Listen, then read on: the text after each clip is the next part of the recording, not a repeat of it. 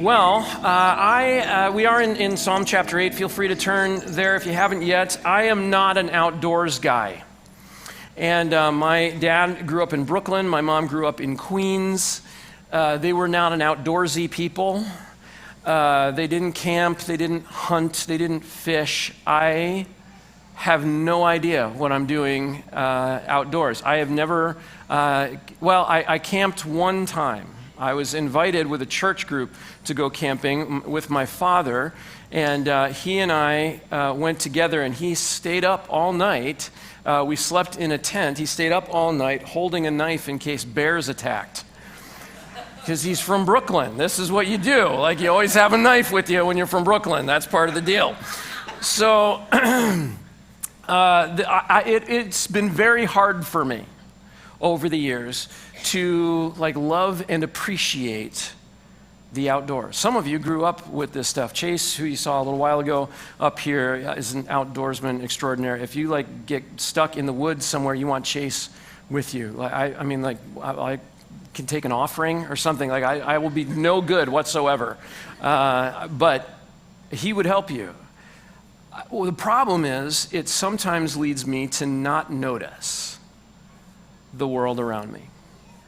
And I've been working hard the last couple of years to try to look. You move to a place like Crosse, and the first snowfall of the year this year, I was driving into work, and it was just gorgeous. And the sun was hitting the snow on the bluffs, and I struck by how beautiful it was. Sunsets, sunrises. These are the things I don't normally notice them. And my wife has really helped me with this. Well, whether you're like me or you are an outdoorsman extraordinaire, that's what Psalm 8 is going to speak to us today. So Psalm chapter 8 is where we are. And the first thing that we read in Psalm chapter 8 is for the choir director on the Gittith, a psalm of David. What is a Gittith? We have absolutely no idea.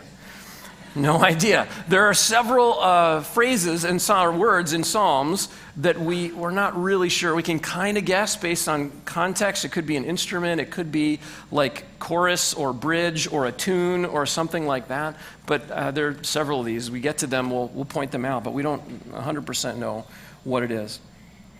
Second thing, before we jump in here, it's going to start out with this: Lord, our Lord. Lord, our Lord. You see that in the text? Really, what it's saying is Yahweh, our Lord, or Yahweh, our ruler. Anytime you see Lord in all capital letters, that is God's formal name, Yahweh. It's important, particularly for today, that we understand that. So here we go. Yahweh, our Lord, how magnificent is your name throughout the earth. You've covered the heavens with your majesty. From the mouths of infants and nursing babies, you've established a stronghold on account of your adversaries, in order to silence the enemy and the avenger. When I observe your heavens, the work of your fingers, the moon and the stars, which you set in place, what's a human being that you remember him? A son of man that you look after him? You made him little less than God and crowned him with glory and honor. You made him ruler over the works of your hands. You put everything under his feet, all the sheep and oxen, as well as the animals in the wild, the birds of the sky and the fish of the sea that pass through the currents of the seas. Yahweh, our Lord, how magnificent is your name throughout the earth.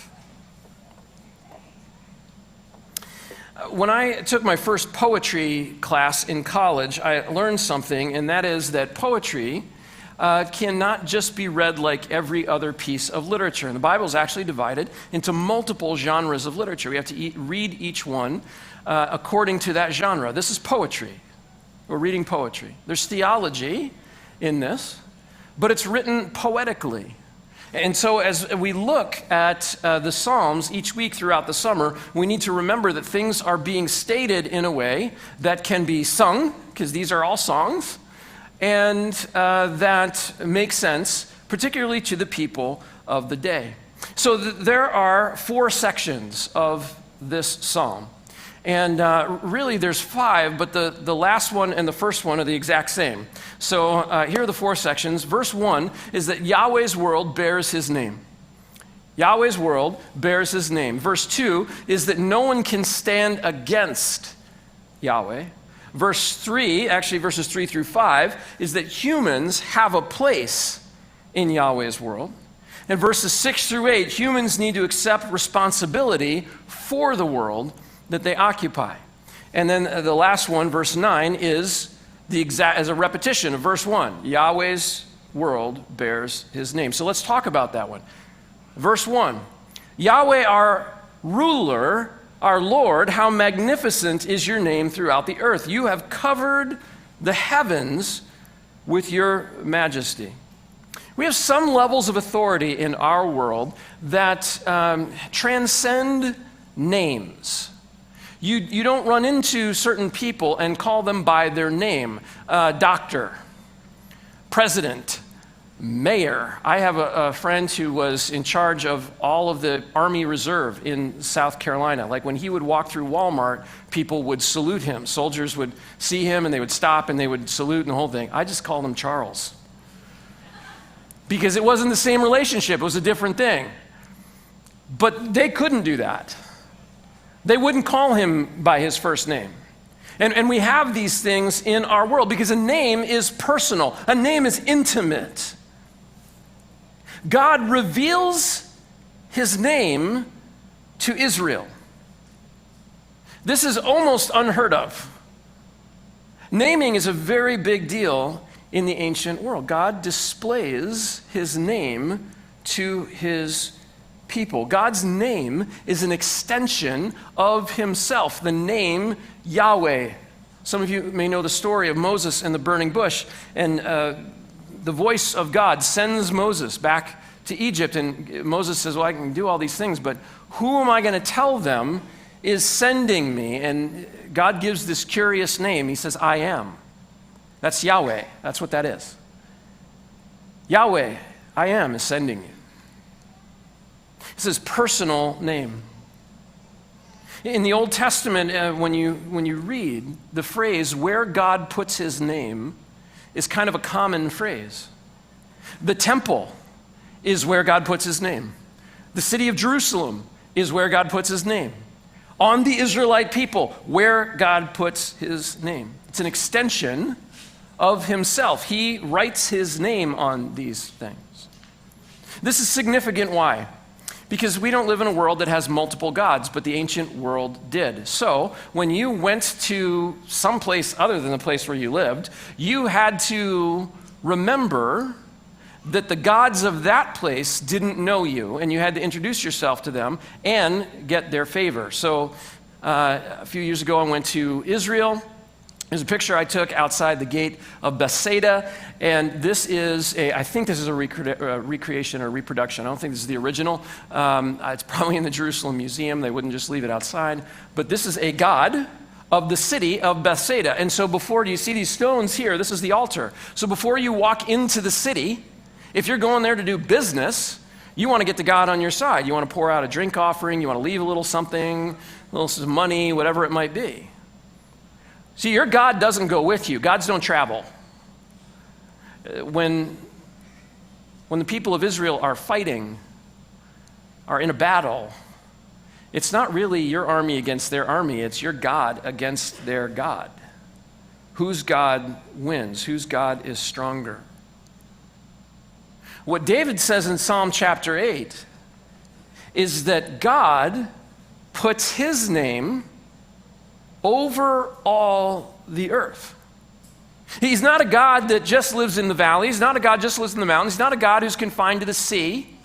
He's not a God just of the desert regions or the wilderness.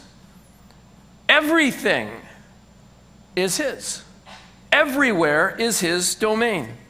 His power is visible. His artistry is on display for everyone to see. It's like an artist signing his work. In Romans chapter 1, verse 20, Paul kind of picks up this theme. For God's invisible attributes, that is his eternal power and divine nature, have been clearly seen since the creation of the world, being understood through what he has made. And as a result, people are without an excuse, meaning people are without an excuse to not know that he is there. Just look around at the world.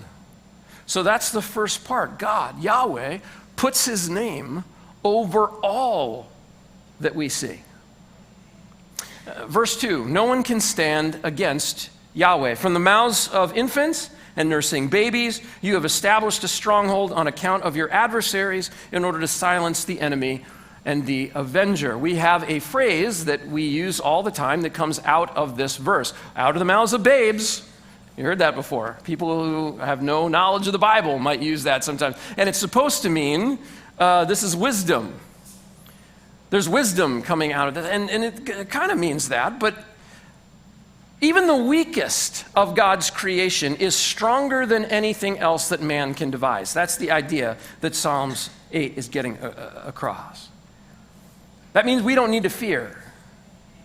We don't need to be afraid of anything in our world. No political scheme, no legislation, no military strategy can outmaneuver Yahweh. No technology renders him obsolete.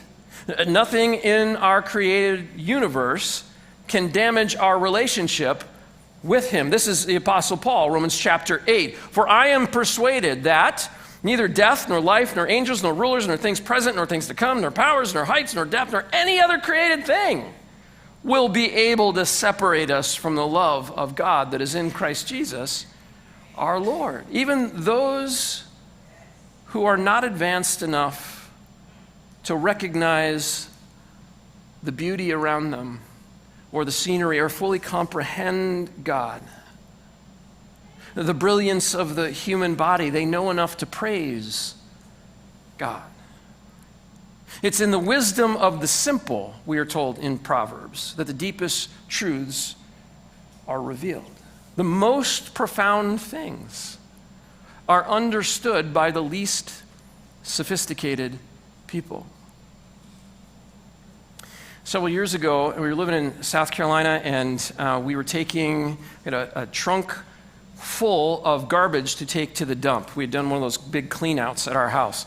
And so we drive to the dump, South Carolina, deep south. It's 100-something degrees, sun beating down, and you're in a garbage pit. It's hot and it's smelly. All you want to do is get out, throw your stuff, and go. And we get there and we pull in, and I get out, and the smell hits you immediately. And as I'm grabbing my bags, I hear this voice. The company that runs the dump there, they hire intellectually disabled folks to come and help around there. And one of these young men is standing across the dumpster from me, and I hear him. He is jealous for me. Love's like a hurricane, I am the tree. Waited beneath the wings of his grace and mercy, when all of a sudden I am unaware of these afflictions eclipsed by glory, and I realize just how beautiful you are and how great your affections are for me. And oh, how he loves us so. Oh, how he loves us. How he loves us so. And I'm stopped. And this young man looks across the dumpster at me and he says, "Do you know that song?" And I said, "Yeah." And he said, "Sing with me." And so while cars are lining up behind me in this fetid garbage dump, holding a garbage in my hand, I standing across from this young man. He loves us. Oh, how he loves loves us. Oh, how he loves us. How he loves us so. And I get back in the car, and I say to my wife, I got all these letters and degrees after my name. I've had all this opportunity, and I don't think I understand God the way this young man does. He understands pieces of God, a gratefulness, a thankfulness, a love, knowing that he'll never have those opportunities. He just simple in the way he loves God. It's beautiful. That's no one can stand against Yahweh.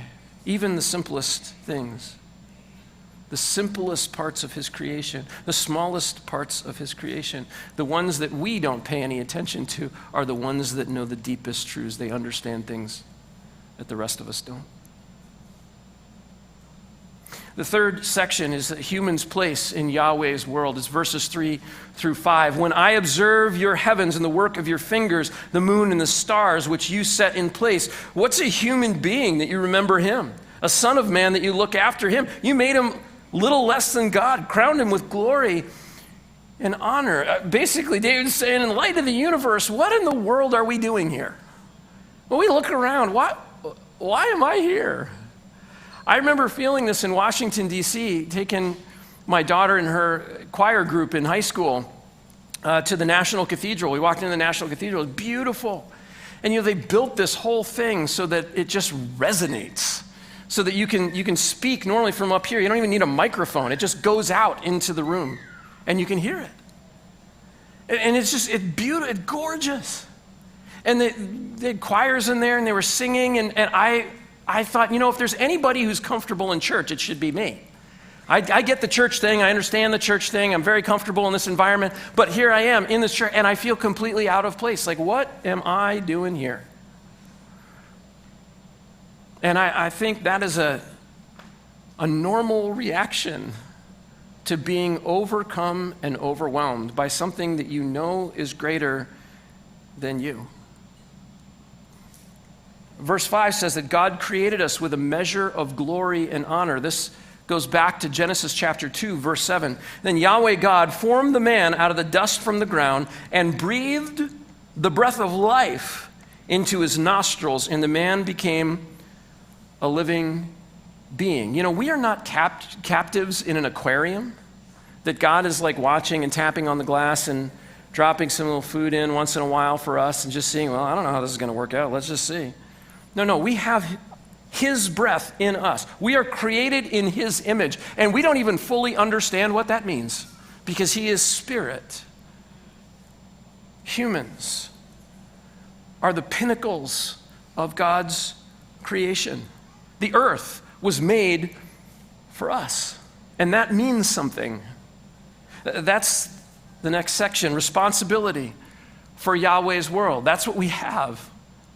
Verses 6 through 8, you made man, human beings, a ruler over the works of your hands. You put everything under his feet, all the sheep and oxen, as well as all the animals in the world, birds of the sky, fish of the sea, pass through the currents. You made him a ruler. That's the wording from Genesis. And to us, maybe that doesn't quite hit us right. Oh, wait a second, ruler?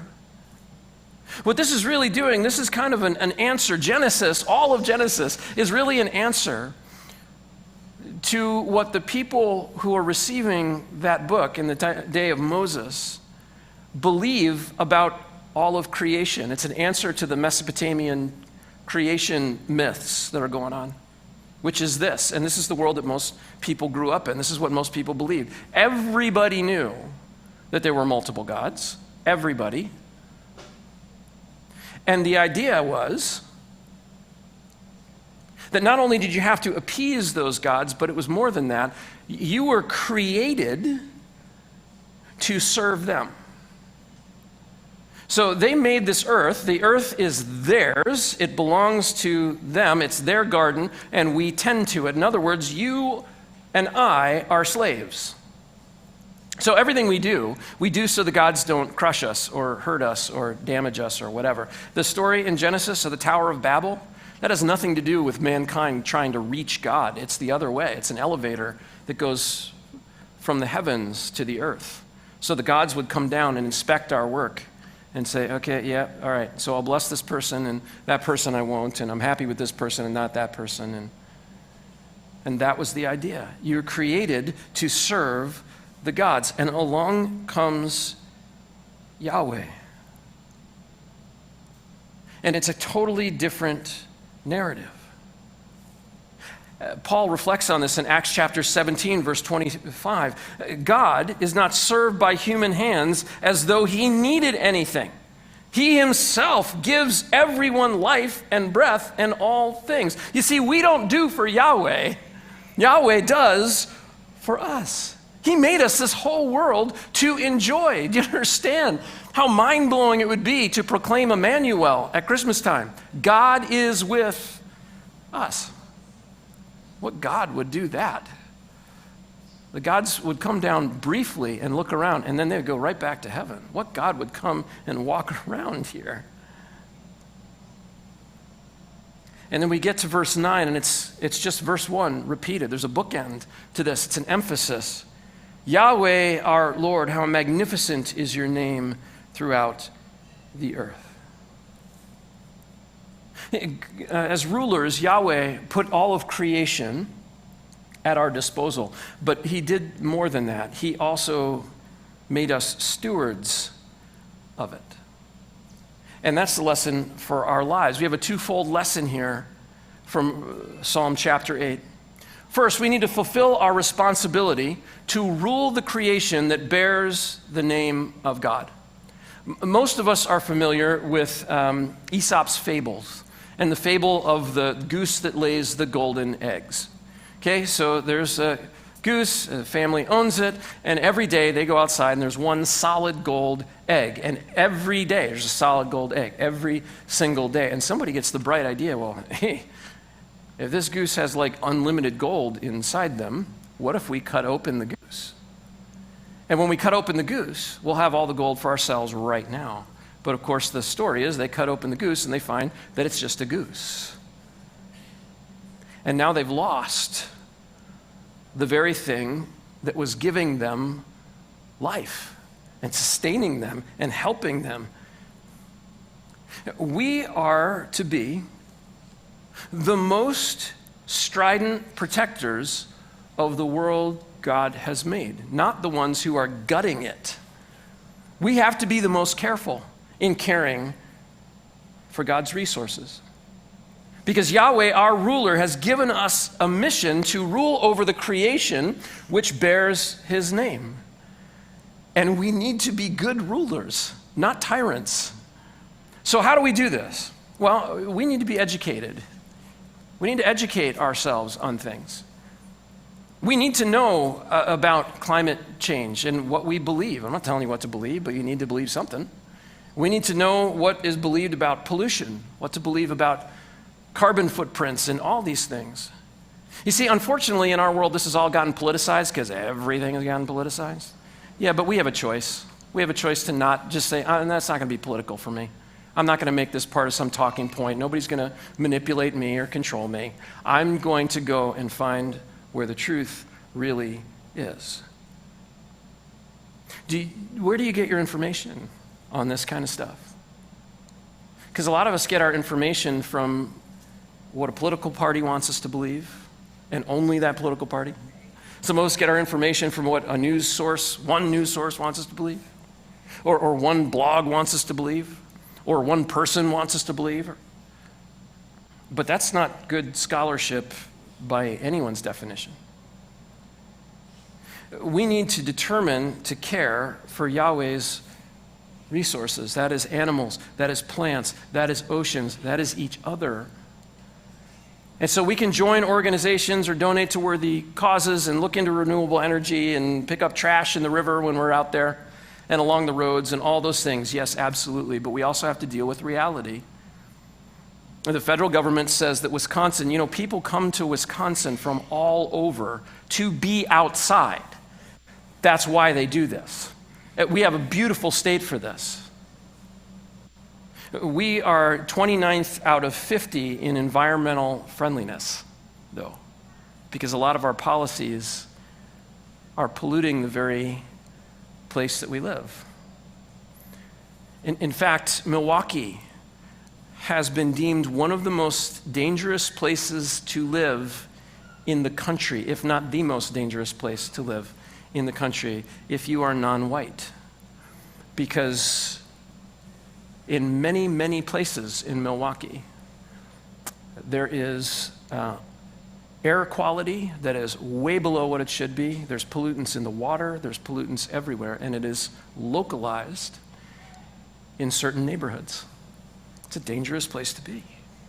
Are we okay with that? Look, we don't have to be tree-hugging hippies, okay? Because I don't want to be a tree-hugging hippie. I really don't. I don't even like the Grateful Dead. I don't want to listen to the music. We just have to take Psalm 8 seriously. We just have to go, you know what? What I do because I believe that Genesis happened. I believe that Psalm 8 is true, and I believe it's true. We have to do something with it. So let's do something with it. It's our responsibility to take care of this world that God has given us to steward.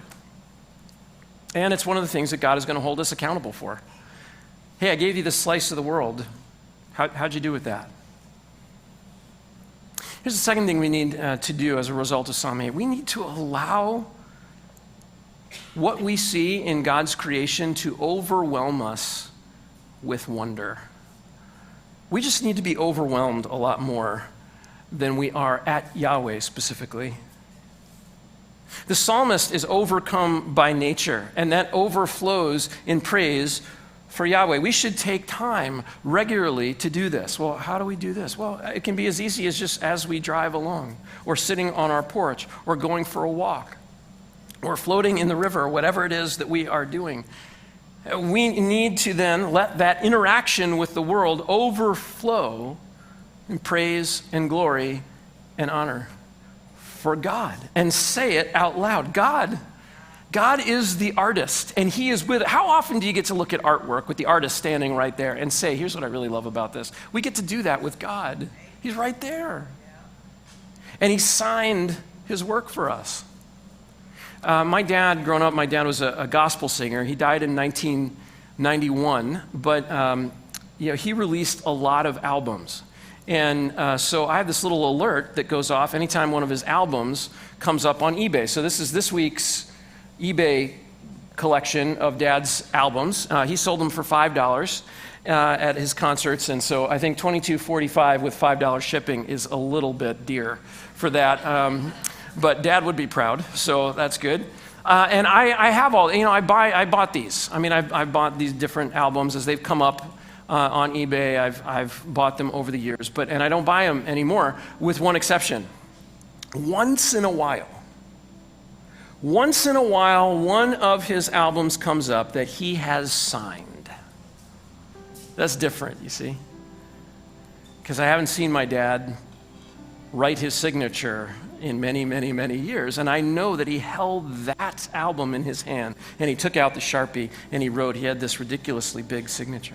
He wrote it. And I would buy that because it has his name there, signed by him. And that makes it more valuable to me. We have the work of creation signed by Yahweh. The only thing that we are commanded to do in Psalm chapter 8 is in verse 3, and it's to consider. That's it. I just consider. I just look around. I just consider. I see the sun going down, and I just consider. That is beautiful. I see the sun coming up, and oh, wow, look at the colors. I just consider that. How pretty it is today. Oh, I consider my God who made this. But we walk through life, and we get surrounded by this stuff, and we miss this. Several years ago, I took a group from our church to Colorado. We were going to a church conference, and we got in late at night, and we took a 15-passenger van from the airport to our hotel, got up early, it was still kind of dark out, and went from the hotel to Starbucks first before we got to the conference. And we go into the Starbucks, and it takes a long time to get 15 people their drinks, and so we do that. And then one by one, as we get our drinks, we start walking out of Starbucks, and something happens. We get stuck at the door. Like literally, the first person steps out of Starbucks, takes one step outside and stops. And then the second person does, and the third person stops. And it's all the same thing. You see, right in front of us was the Rocky Mountains. I think it was Long's Peak. It was right in front of us. If you've ever seen this, it will buckle your knees if you're not used to seeing this. And we were stuck.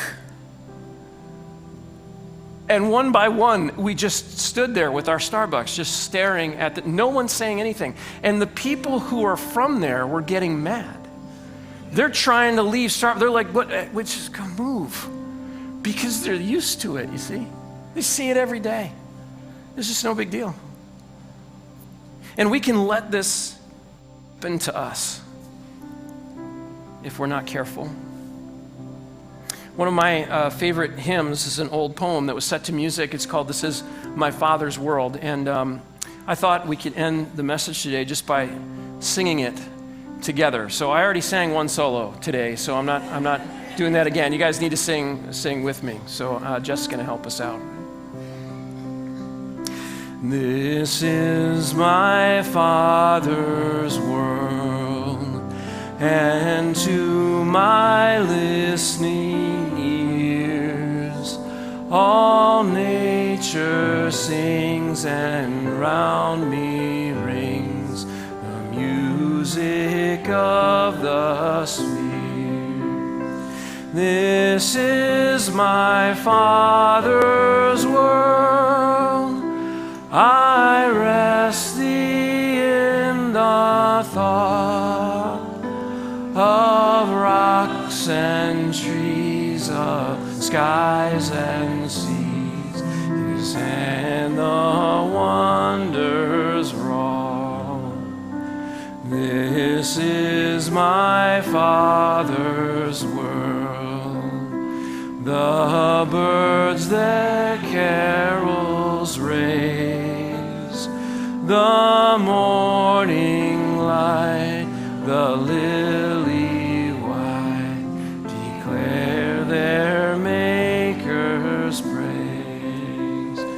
This is my Father's world, he shines on all that's fair. In the rustling grass I hear him pass, he speaks to me everywhere. You know, when we got in trouble in God's world, the world that he made, and God rushed to our rescue in the person of Jesus, Jesus didn't come to save the giraffes.